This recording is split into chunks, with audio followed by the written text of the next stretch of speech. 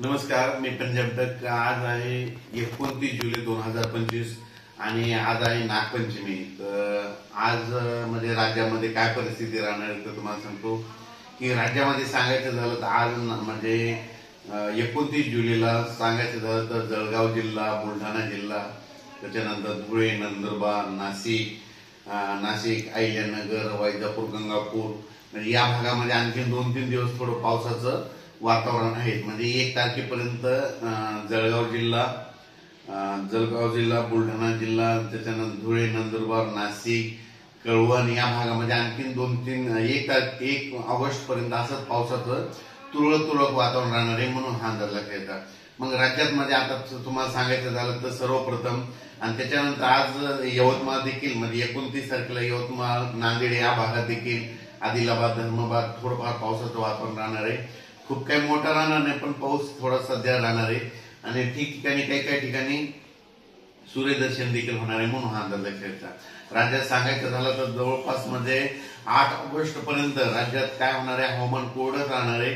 जास्त असा मोठा काही पाऊस येणार नाही, म्हणून काही चिंता करायची गरज नाही. सांगायचं झालं तर 8 तारखेच्या नंतर 9 तारखेला म्हणतं काय झालं की सोलापूर जिल्हा, धाराशिव जिल्हा, त्याच्यानंतर सांगली जिल्ह्याचा काही भाग, त्याच्यानंतर इकडं लातूर जिल्हा,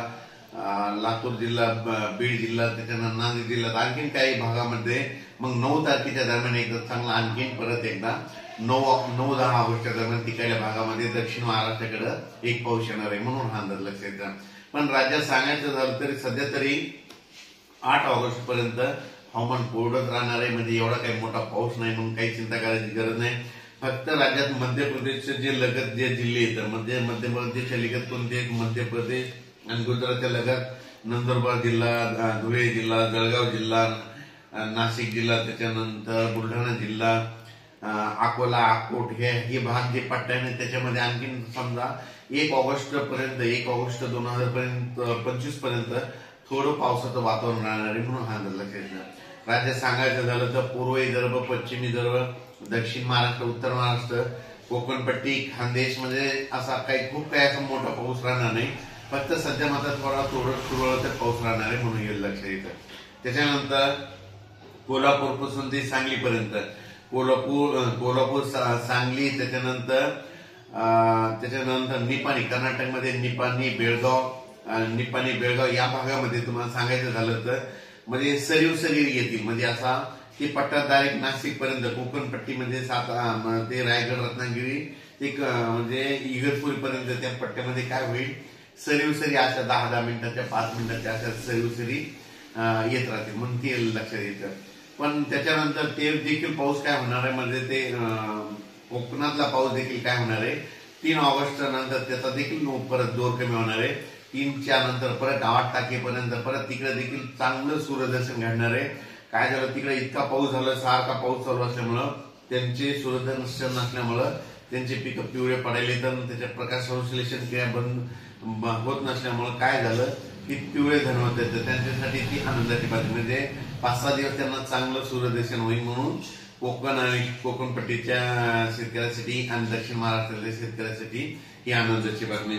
त्याच्यानंतर सांगायचं झालं तर मराठवाड्यात देखील काय होणार आज म्हणजे तुरळक ठिकाणी नागपंचमीचा जो सण असतो तर नागपंचमीला काय असतं की दरवर्षी म्हणजे नागपंचमीची जी सापाची जी फडी असते त्याच्या म्हणजे थोडा तरी 4-2 थेंब प्रत्येक ठिकाणी येऊन जातात, कारण की ते मान असतं म्हणून एक माहीत असं म्हणून सांगितलं. मराठवाड्यात सांगायचं झालं तर परभणी जिल्हा, लातूर जिल्हा, नांदेड जिल्हा, हिंगोली जिल्हा, वाशिम जिल्हा, बीड जिल्हा, जालना जिल्हा, संभाजीनगर, धाराशिव या भागामध्ये सध्या काही अवस्था एवढा पाऊस नाही. आता उद्यापासून चांगलं हवामान कोरडं, तसेच सूर्यदर्शन होईल आणि त्याच्यानंतर 8 तारखेपर्यंत चांगलं सूर्यदर्शन घडणार आहे, म्हणून हा अंदाज लक्षात घ्यायचा. राज्यात सांगायचं झालं तर म्हणजे आता 9 तारखेला मात्र दक्षिण महाराष्ट्राकडे म्हणजे बऱ्याच ठिकाणी थोडं पाऊस सुरू होणार आहे. म्हणजे ते संपूर्ण महाराष्ट्रभर नाही, पण दक्षिण महाराष्ट्रात म्हणजे सांगली जिल्हा, कोल्हापूर जिल्हा, सोलापूर जिल्हा, त्याच्यानंतर अहिल्यानगर, त्याच्यानंतर इकडे बीड जिल्हा, धाराशिव जिल्हा, त्यानंतर लातूर जिल्हा, परभणी जिल्हा, हिंगोली जिल्हा, त्याच्यानंतर नांदेड जिल्हा, धर्माबाद, पुन्हा यवतमाळ या भागामध्ये काय होणार आहे, 9 तारखेला म्हणजे 9-10 तारखेला थोडं पावसाचं वातावरण चांगलं तयार होणार आहे म्हणून हे लक्षात येईल. पण राज्यात मात्र चांगला पाऊस मध्ये 14 ऑगस्ट नंतर म्हणजे 14, 15, 16च्या दरम्यानच चांगला मोठा पाऊस म्हणजे शक्यता आहे म्हणून हा अंदाज लक्षात येतो. ज्यावेळेस मोठा होईल येणार आहे त्यावेळेस अगोदर त्याचा व्हिडिओ मात्र दिला जाईल. पण राज्यातल्या शेतकऱ्याला सांगू इच्छितो, तुम्ही काय करा, आता ह्या 8 तारखे 8-9 तारखेमध्ये आता सध्या 10-12 दिवस चांगली उघड आहे, त्या उघडीमध्ये तुम्ही तुमच्या शेतीचे कामे करून घ्या, फवारणी घेऊन घ्या. आणखीन काय होणार आहे, 1-2 तारखेपासून 1-2 ऑगस्ट पासून आणखीन ऊन वाढतच जाणार आहे. त्याच्यानंतर मग 3-4ला आणखीन जास्त ऊन वाढत जाणार आहे. त्याच्यामध्ये शेतीचे कामं करून घ्या, वापसा असेल तर पाळ्या घालून घ्या, ऊसाला देखील खतं टाकून घ्या.